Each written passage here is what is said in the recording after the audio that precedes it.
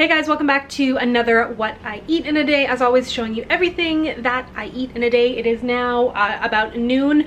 I start eating at 12. I loosely call it intermittent fasting, but basically I just start eating at 12. I still have an espresso with some almond milk in the morning just to solely keep my calories down, and I prefer to eat in the evening, so like a sacrifice has to be made somewhere. And I just wanted to quickly say thank you for all of the love I've been getting on these videos.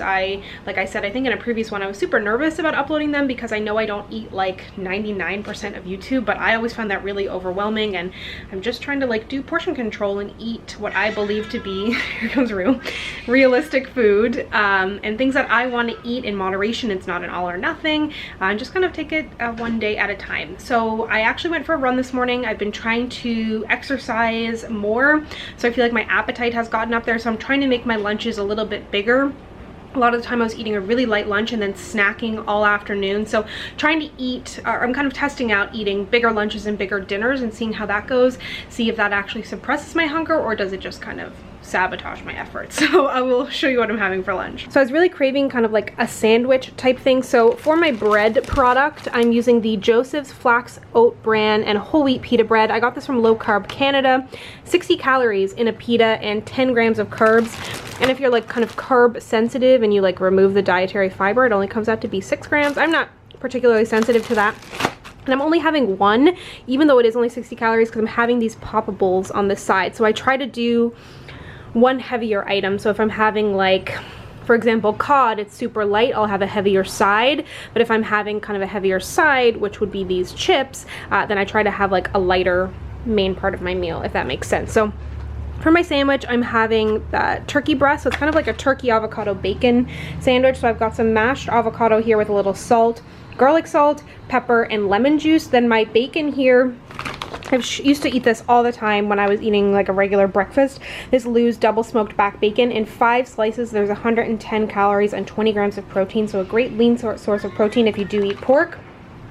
Then I have some Roma tomato here and iceberg lettuce. I think I mentioned in my last What I Eat in a Day, iceberg lettuce is like the junk food of lettuce. It just makes it taste like you bought it at a restaurant, in my opinion. So I've been incorporating it into all my meals, even though it has 0 nutritional value, but it has deliciousness value, if that's possible, in a lettuce, and 0 calories. And then on the side, and I might put some in my sandwich as well, I've got a big old dill pickle because I freaking love pickles. Very low calorie, higher in sodium, but very low calorie and salty and crunchy. It will kind of help satisfy that salty crunchy that I always desire. So I'm gonna put the sandwich together, or pita, and I'll be right back. So here is my finished lunch, and there's definitely like lighter chip options in terms of like calorie wise, but I've been enjoying these lately. I like to mix it up. I've got my pickle here.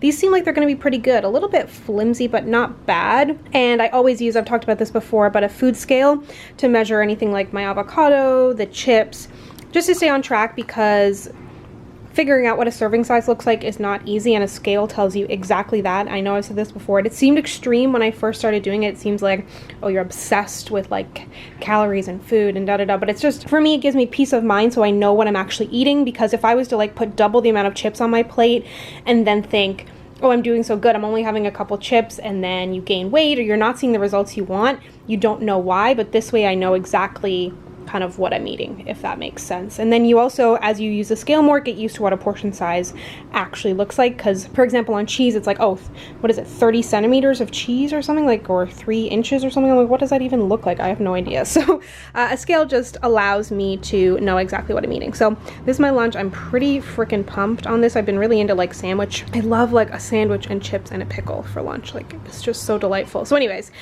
here is my lunch. So I'm gonna have a little bit of a snack. I've been trying to do more smoothies lately, especially where it's warm outside, and it's a good way to get some fruits and vegetables in. So these are from Walmart. I've tried some of the other ones before, but this is a newer one I hadn't seen before, and I bought another that had passion fruit in it, which I'm really excited about, but this pink color really appealed to me. So I think this is like $3.50. It makes in their serving size 4 smoothies. So it has dragon fruit, mango, pineapple, and bananas. Beautiful color on that dragon fruit. Wow. And then I'm going to put in some baby spinach just because it has basically no flavor, especially with all this fruit, and water to get some added greens in here. And it's funny, actually, somebody on my last What I Eat in a Day was like, are you going to do one of those videos where you eat the serving size? Because that's like a trending video, is where like you eat the serving size of things, and I'm like, that's literally what I do. Like, that's a trend on YouTube now. Really, yeah. Like, that's basically what I do every day.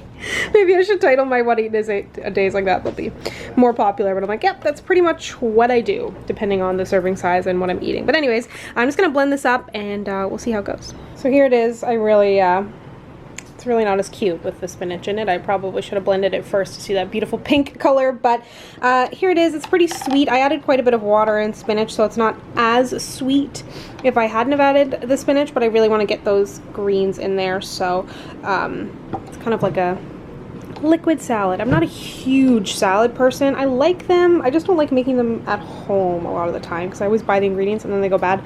So that is what makes smoothies a good option for me to get in some extra vitamins and minerals. So I'm gonna have this as like a little snackish. Okay, so time for a snack. This is a good one if you don't like choosing between salty and sweet. It has a little bit of both. So I've actually been doing this on Ritz crackers, which is 100% more delicious, but you get less crackers, and Ritz is just like half butter. That's why they taste so good. So today I'm trying it out on these wheat thins. They are the less fat version. So I have 30 grams of those.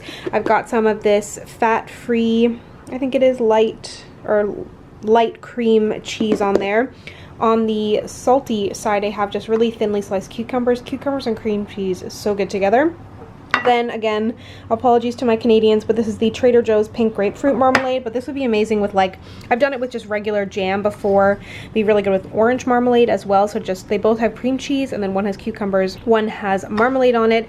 Cherries were on sale. That's so exciting because they're so expensive sometimes. So I have some cherries on the side, and I went to Rome a little while back, and I'm a huge fan of Coke Zero. I have like one of those all the time, but I've been so into Fresca because I was loving lemon soda when I was in Rome, but that is like full of sugar and calories, so this is a great 0-calorie option in just the mini can. So gonna have this for my snack. So it is time for some ice cream / frozen yogurt, as it is summer and I'm not a monster. So I wanted to show you, I'm having this Chapman's frozen yogurt, the Dutch chocolate.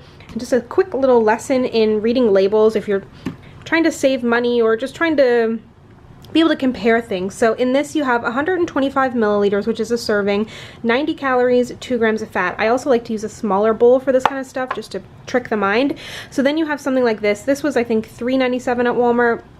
This is $4.99 at Walmart. So it's a cool way. Love the lower calorie ice creams. I really like the Halo Top as well.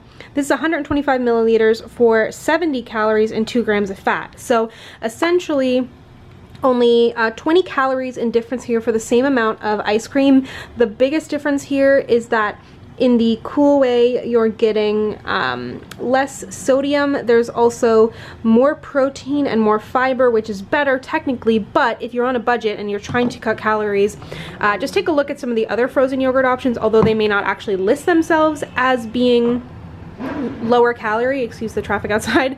There are definitely lower calorie options. The same way things can be really kind of, like, I've looked at cheese before and it's like protein cheese and it has 1 gram more than the other and costs like $3 more. So just be mindful of the labels. It takes a little time getting used to it and whatnot. I'm gonna have just a serving of this here in this bowl, but I still do love Cool Way and Halo Top, and it is a good way if you do have trouble getting in your fiber or you're trying to up your fiber or your protein content. Definitely better, and this does have some sugar alcohols in here. The sugar difference is 6 grams versus 12, so definitely more sugar in here too, but calorie to calorie, this is a good option as well. And because I'm not having a ton of sugar otherwise today, and because I'm not like sensitive about getting my protein in and stuff, this is a great option. Just something to keep in mind depending on what you're looking for, or if you're just solely trying to save some money. You know, calorie to calorie is not always the best way to look at things because there's other things to consider, but that's definitely a big factor in my deciding. So anyways, I'm gonna have some Dutch chocolate.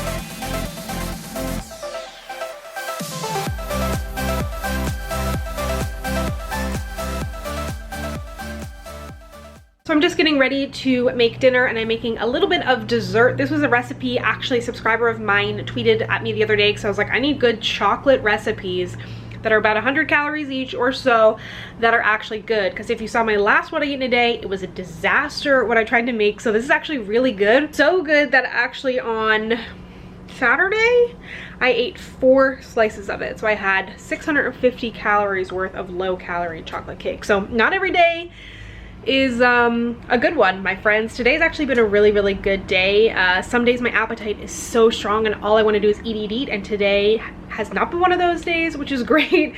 So I try and take advantage of those when they come along. But making this cake, I'll show you the recipe that I used. I modified it slightly. I'm not a baker at all. I actually hate baking because I don't like following the rules, but this is from Chocolate Covered Katie. It's her 100-calorie cake recipe, which I don't think on the recipe it says how many servings it is.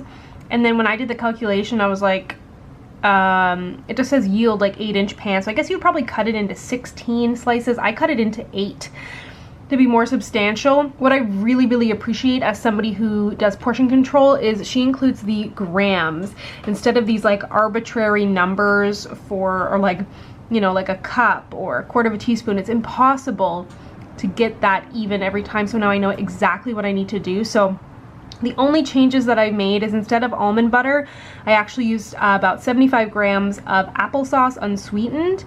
And then what else does she call for? 140 grams of sugar. So I used 70 grams of sugar, and then a few packets of this monk fruit sweetener, which is a 0-calorie sweetener. And I don't find it to taste like too fake, especially when I mixed it with the sugar. For my icing on this cake, I think you could kind of treat it like a brownie. Oh, I also put in a little bit more baking soda than what she calls for, just to try and get it a little bit more risen and get a little more air in there so it's bigger. For my icing, last time I did cream cheese mixed with vanilla, cocoa powder, and icing sugar. I think I'll do that again, but put a little less than I did last time. And obviously sprinkles, because what is chocolate cake without sprinkles? So that is going to be my dessert, but I will have that linked down below if you want to check out the recipe for yourself.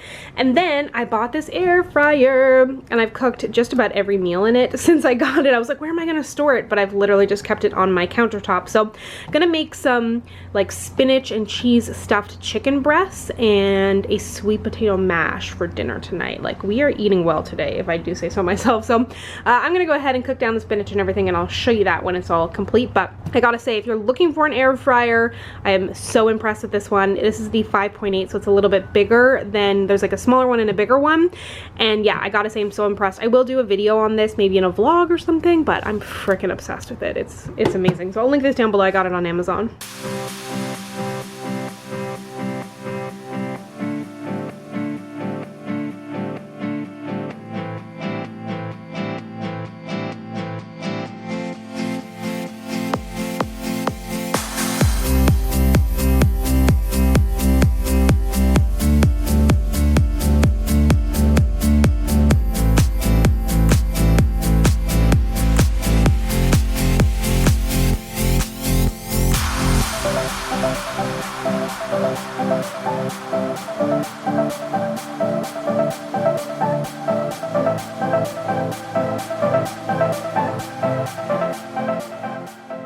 Okay, so this was my first time trying this recipe. The air fryer is still on, so it's a little bit loud. But I want to just cut this open and see what it looks like. It's super crispy on the outside. And from what I can tell, it is fully cooked on the inside. That looks so good. Like, why do people deprive themselves of food when you can just eat with portion control? I put a bunch of broccoli in the air fryer as well, and I've been using this Chosen Foods avocado oil. I decided to get a higher quality oil than what I've been using in the past, so I do count a couple extra calories for this oil. And as you saw on the chicken, I put paprika along with some onion salt, some mushroom umami from Trader Joe's as well, salt, pepper. I put it in flour, then dipped it in egg whites, then dipped it in the breadcrumbs, and then dipped it back in the egg whites and then back in the breadcrumbs to get it extra crispy. It's a little bit hard to calculate it, like it's not a science because I obviously don't use all the breadcrumbs and stuff that I put down. But I can kind of guesstimate, like it's not the end of the world, and I always kind of guesstimate a little bit higher than what I think it is. So I'm gonna have this with the mashed potatoes and the broccoli. Once that comes out of the air fryer, it takes takes no time. That was 20 minutes in the air fryer. And I've tried that, like I said, in a pan before, and it just took a bunch of oil and it was hard to tell if it was cooked. And I've tried it in the oven before and it never got crispy or anything like that. And that was pretty easy. I would have actually prepped a couple of them, but I didn't know how it was going to turn out because I was kind of making up the recipe as I went. But yeah, I will definitely make that again, make a couple at a time, and then I can easily reheat it in the air fryer, which is great. And I could have put the broccoli in with it to cook at the same time, but my boyfriend has like a chicken leg in there now, so that we sync up in our meals being ready at the same time. I put my broccoli with his chicken leg, so delighted. I freaking love my air fryer. I'm obsessed. Okay, so here is the finished meal. Doesn't look that fancy, but this broccoli I put in the air fryer with a little bit of the avocado oil, just a quick spray for about, I think it was 5 minutes at 370, and I love roasted broccoli and it can take quite a while in the oven, so it turned out great. Sweet potato mash.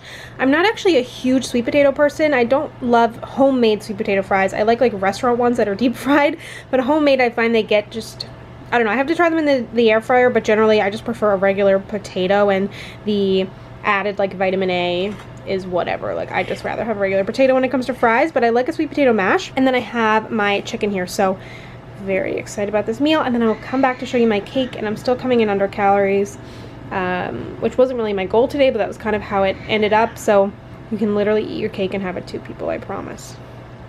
In moderation, don't eat 4 servings like I did on Saturday.